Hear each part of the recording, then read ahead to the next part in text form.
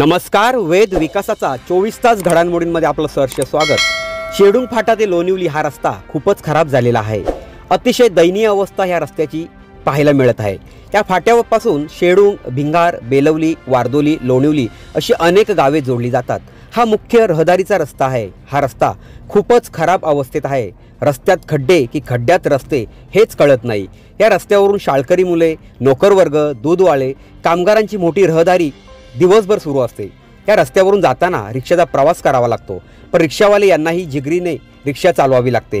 या रस्त्याच्या कामाचा ठेका कॉन्ट्रॅक्टर KS घरत यांना मिळाला असूनही कामाला मात्र ब्रेकच लागला आहे। या रस्त्याचे काम लवकरात लवकर सुरू करावे अशी ग्रामस्थांची या ठिकाणी मोठ्या प्रमाणामध्ये मागणी होत आहे।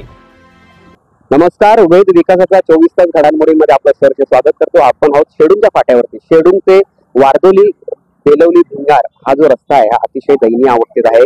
शाळकरी मुलांना किंवा कामगार वर्गाला आणि रिक्षावाल्यांना या ठिकाणी मोठा त्रास सहन करावा लागतो। आपल्या सोबत आहेत भिंगार ग्रामपंचायतीचे सदस्य आणि सामाजिक कार्यकर्ते सुनील पाटील यांच्यासोबत आपण बोलतो। दादा, हा रस्ता खूप खराब आहे। किती वर्षापासून हा रस्ता खराब आहे आणि कधीपासून हा रस्ता काय डाग? हा रस्ता कम से कम 2 वर्षापासून खराब आहे।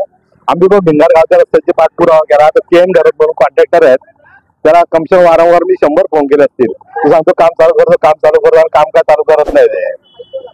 आणि आता शेवटी आम्ही दम देऊन तरी चालू केलं, फक्त काय खड्डे बुंदाचे चालू केलं भिंगारच्या रस्त्याचे। भिंगार बेलवली त्याच्यामुळेच खराब झालेलं संपूर्ण।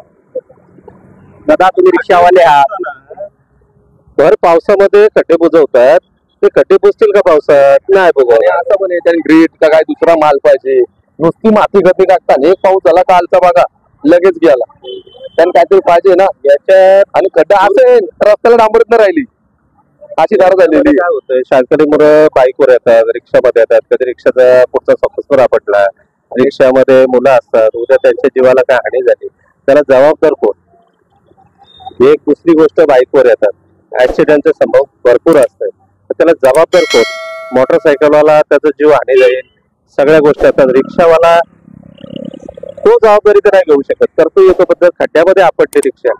पावसाळ्यात काय करतात, सदस्य असो किंवा कुठे ग्रामपंचायत असो, ते त्यांचं काम करतात, पण भर पावसाळ्यात येतात आणि त्यांची ती ग्रीट टाकतात। ती ग्रीट अशी पाणी पडलं तर निघून जाते गाडी गेल्यानंतर। बाईकवाल्यांना पण त्रास होतो, एखादा बाईकवाला गेला तर त्याला जबाबदार कोण? या गोष्टी महत्वाच्या आहेत।